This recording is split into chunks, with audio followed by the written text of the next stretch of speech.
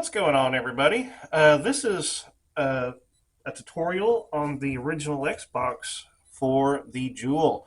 I actually made another tutorial that I dropped, or I'm going to drop right before this one, that shows you how to get this off and remove it. And then, obviously, if you remove it, you're probably wanting to either install a custom one, because you can get some custom ones that people make, and that's something that I want to do in the future, but currently don't. But you can get custom ones, or you can clear this one out and have it see-through, and that's what the biggest part of this tutorial will be. I think I will do a third video as well, because I think it's going to get a little bit long to add the installation to this. So if you want to get your own custom Jewel or whatever, and you don't need to clear this one out, you can find that third tutorial as well, and I'll try to put links in the descriptions for all these other videos for the other parts as well. Lastly, I'm going to be using machinery and equipment to clear this Jewel out. This is still totally possible by hand. So even though I'm using this a tabletop sander that you're going to see here in a minute, it's still possible by hand. Just keep in mind that it is possible to mess it up, but it's not something you should get upset about.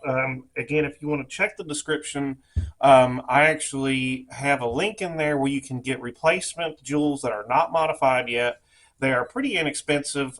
These are all Jewels that I've scavenged from consoles that have not been treated very well and were badly damaged, and the case wasn't salvageable, but I was still able to salvage the Jewel. So if you do accidentally screw something up or whatever, you can get one for pretty cheap. So don't stress out about it, especially if you've never tried this before, or if you're doing this by hand, and you start to realize that this takes a lot of work to get this cleared out by hand. That's totally cool too, because I'll put another link in the description where I do sell these completely cleared out for you, and all this done, all you would have to do is install it, and they're really honestly not too expensive that way either. So with that in mind, we're gonna move over to my other part of my workshop where my sander is, and we're gonna start talking about getting this cleared out. So as you can see, I have a piece of equipment here. This is my tabletop combination sander. There's actually several sanders out there and models and stuff that are a little bit different and do different things that would work. I like this one because it has two on it. I've got my up and down one right here, which is good for getting the big bulky paint and stuff off. And then I have one on the side here too, which is where I get to the kind of the very fine sanding and stuff like this. Now, even though I'm going to be actually doing this with the machine, I am going to talk about how to do this by hand, because it does take a little bit of work to do this by hand. But if you're only doing one for your own console, then it's not too bad. So first and foremost, if you're doing this by hand, one big difference is that the backing here is going to have to be removed. You're going to have to kind of peel this off. Now, it's not going to be too hard, but the main issue is going to be just the damage you could possibly do. So we're just taking a little flathead and we're kind of scraping it up a little bit. And you're just going to keep doing that little bit by little bit until you get it kind of started. And then sometimes if you do it just right, you can get a big enough chunk kind of peeled back like this, and you can start peeling it off in larger pieces and make it a little bit quicker. But I promise you, if you're doing this by hand, it's not going to go well if you try to leave that on there and sand it off. The next thing is we're going to need multiple types of sandpaper. So if you're doing this by hand, the grits are going to pretty much be the exact same. We're going to start with a 120 grit, which is here on my belt sander portion of this. And that is going to be good because we're just going to want to get all the big, the green paint and that layer off of there. Since I'm going to do it this way, I'm also going to just sand this adhesive right off of there too. And we also need to get, you can see on the back of this, there's actually some silver paint too, where, how they manufacture it like that. So we just want to get that all sanded off. In addition, you want to leave the Xbox, because that silver is what lines the lettering here. I always like to leave that in there, but you can technically sand this out or sand that out as well, and do custom colors for the lettering, but I'm not going to be showing that here. Okay, so we're going to start with the first rough sanding, where we're using the 120 grit paper. If you're doing this by hand, obviously you're going to be holding this on a surface and sanding it with a piece of sandpaper. If you're doing that, you want to make sure that whatever surface you have for your tabletop is something kind of soft. All right, so I'm going to turn this on, and this is really, really loud, and I'm probably going to adjust it in the video editing, but you know, it still might be kind of loud in the final cut of it, so just keep in mind that this is going to get loud. Now, all I'm doing here is I'm just going to be slowly working back and forth on this until I get the rubber part off first, and then I'll slowly work into the paint and get that off. So let's get this started.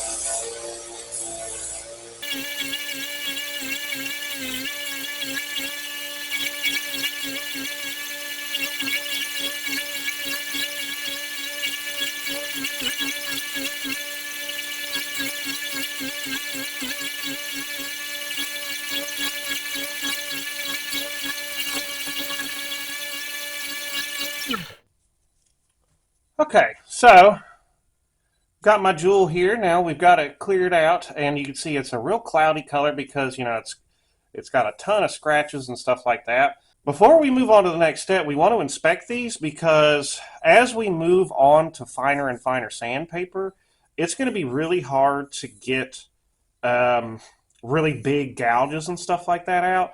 So you want to inspect this, right? And what we're looking for here is like a good example, and I hope this comes up on the camera. I don't know if it will, but like right here that you can see it's a little bit darker of a color, and what that actually is, it's a little bit more of a gouge, and it's a little bit of where the plastic heated up from your sanding, and it kind of like smeared it a little bit too, and while it was cooling, so it kind of leaves a mark right there. So you just want to see the same even scratches across, and if you see any little marks that are heavy like that, you want to hit that and to get that sanded out so it doesn't end up causing you a lot, because it takes a lot to get that out with the finer sandpaper. So I'm going to turn this on again and clean this up. There's still a little bit of paint on mine too, and then we'll move on to the next step.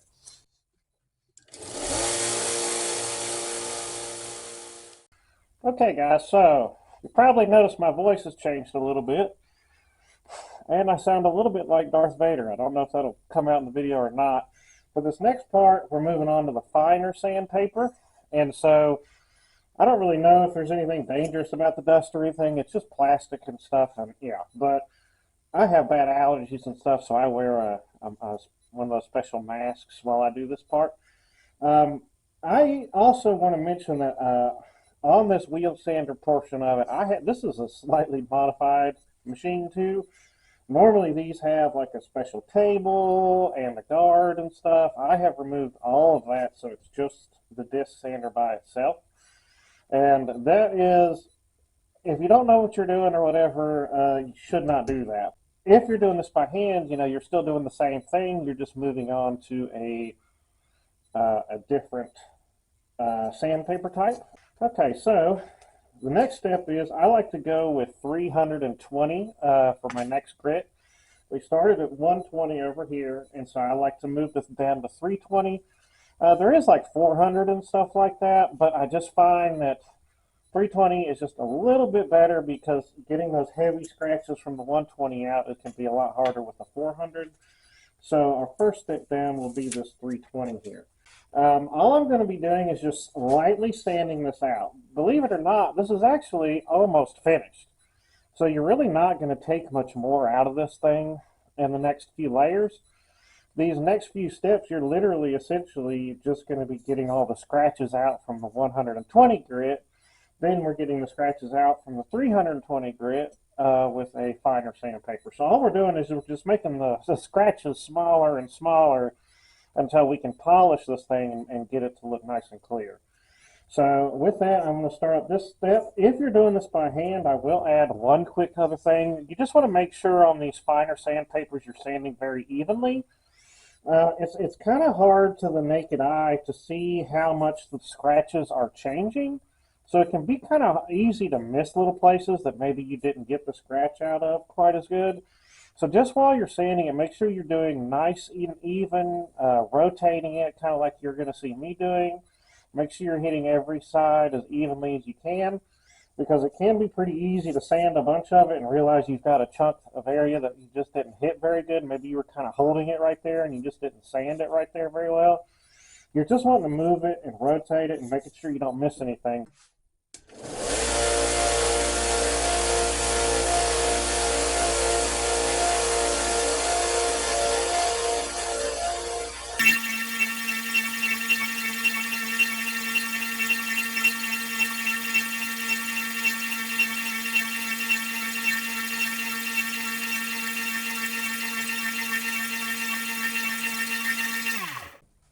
So whether or not you're using a machine or doing this by hand, you want to stop every little bit and take a look and inspect. Kind of like how we did with the first step at the end.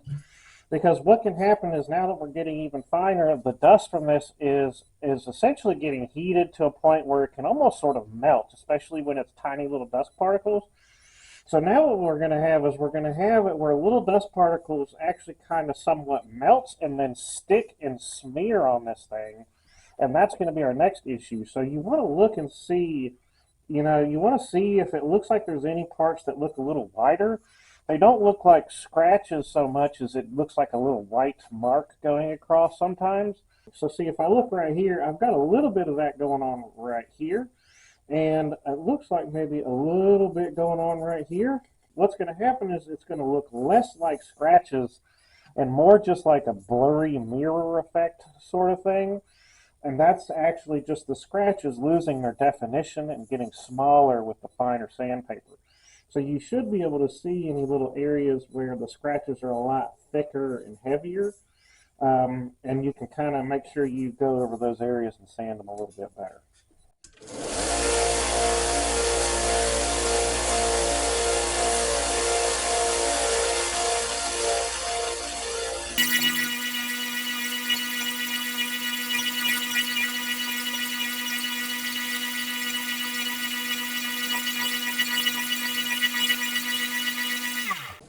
Okay, I'm pretty happy with that overall. It doesn't necessarily have to be perfect, and hopefully this kind of shows up, but you can see this has like a lot more milky of an effect, and that's exactly what I was talking about, where the definition of the scratches are kind of coming out, and so it changes the way it looks a little bit. So I think I'm ready to move on to the next step. So now we're going to take this, and I'm going to step all the way down to an 800 grit at this point. Now, one thing you want to do is with 800 grit, it actually wears out very quickly. You have to remember there's just not very much on here with 800 grit, so you want to lighten your touch when you go down to this fine. In reality, too, you don't need to push into it and sand it, even if you're doing it by hand as much, because you're just not sanding all that much out in the first place. At this point, we're not sanding really anything off of here. We're only just taking out the scratches.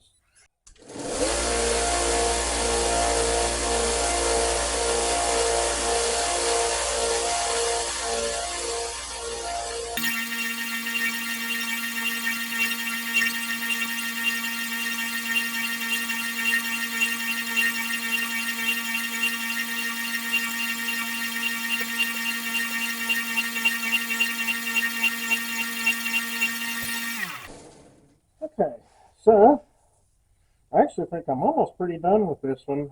You'll see it's, hopefully in the camera, it's even more milky, but now it is definitely more see-through, if you can see my finger like that. We're almost actually completely see-through by now. You just don't realize it because there's all these micro scratches. So that's going to be our last step, which is the polishing step. But we still want to inspect this. We want to make sure, again, that there's no white streaks. Looks like I've got a little one right here. Possibly even a little bit of that right here. And then also looks like a little of these scratches right here are still a little bit more defined. So I'm going to hit it a little bit longer just to clean it up and get it a little bit more sanded out, and we should be ready to move on.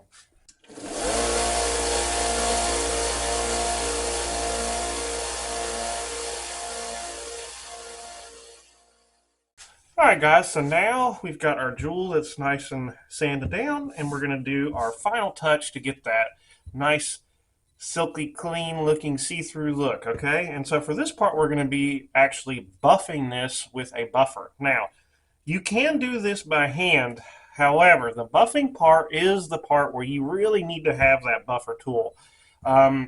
the way this works by hand is going to take an extensive amount of scrubbing and rubbing. So I highly recommend you pick yourself up a buffer. You can find some too that are a little bit smaller than this, and you just need really any standard buffing pad. If you're going to do this by hand, you have to get microfiber cloth. You cannot use any other cloth, paper towels, rags, anything. It's got to be something like a microfiber cloth. The next thing you're going to need is the compound, the polishing compound. And this stuff right here, there's a lot of different ones, but I really recommend this one. And I have to be honest, I'm not sure how to pronounce it. Meguiar's, but it's the ultimate compound by this company.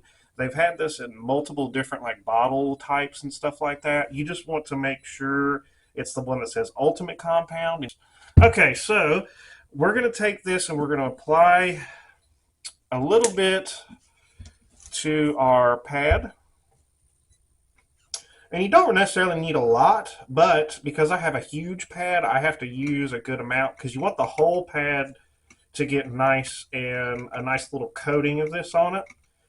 So it doesn't have to be thick, but you just want to make sure that it's pretty spread out. Now, as you actually spin this up, it'll spread that out on the pad a little bit more, but it only does so much. So we want to we're just smearing some on here, kind of smoothing it out a little bit as we go. I'm just going to do one side, and then I'm going to be rotating it and buffing it. All we're really doing is we're taking out the final layer of those like micro scratches so that it completely clears this out. If you're using a buffer, it really doesn't take a whole lot, and you'll see that I'm just going to hit this for just a few good seconds and then rotate it, a few good seconds, and rotate it. So let's get it started.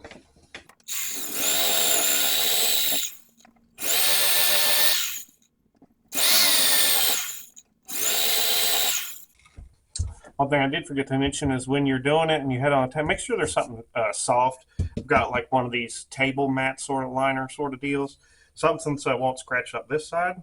Now, as you can probably see, this is way more clear now. In fact, I just realized the curvature almost makes it like a magnifying glass. That's kind of cool.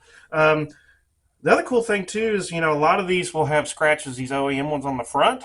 If needed, we're going to hit the top too, because usually it's some pretty light scratching, and just a good little buff on the top will smooth most of those out if you have any. Now, don't get me wrong, these can get really scratched up, and if that's the case, you're kind of in trouble because this curved surface makes it really hard to sand the top thing. But if you've just got some little light surface scratches and stuff like that, I'm going to take a little bit more of my oops, that was too much. My compound is going to get a little bit more on here. And then I'm going to hit the top a little bit just to get any little imperfections out of the top.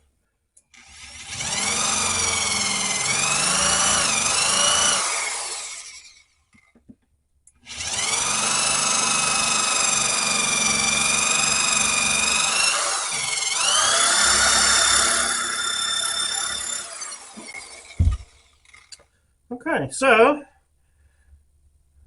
now we just have to clean it off or get it all cleared up.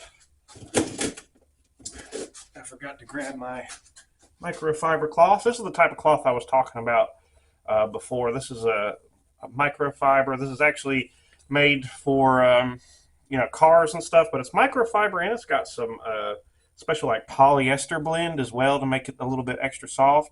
Yeah, and you also want to make sure that these are really clean and they haven't been laying around, because if there's little specks of dust or crud in them at all, it'll just scratch it up even more when you're cleaning it.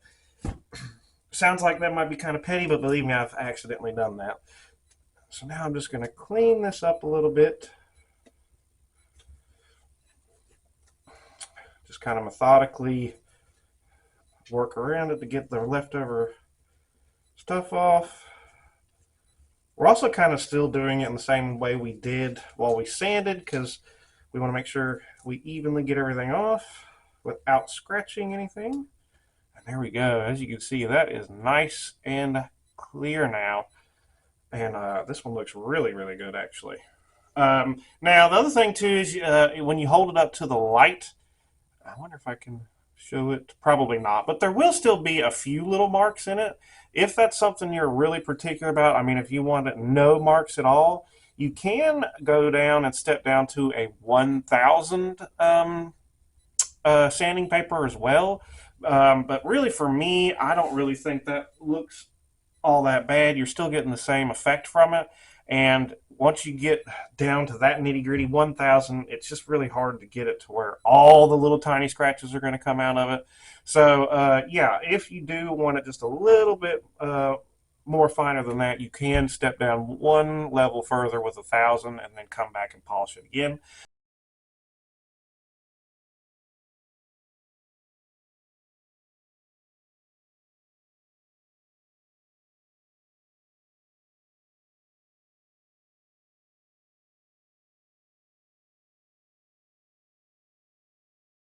So yeah, now that's pretty much it for this tutorial. You just want to keep in mind that you can check the links in the description for the next parts.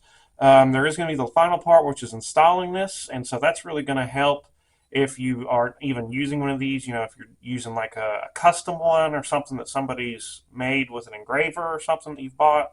That'll show you how to install this and to cut out the case to get a good spot to mount the jewel in and get it looking nice. So um, hopefully that tutorial will drop soon as well afterwards, and I'll have the links in the description where you can move on to that part if you want.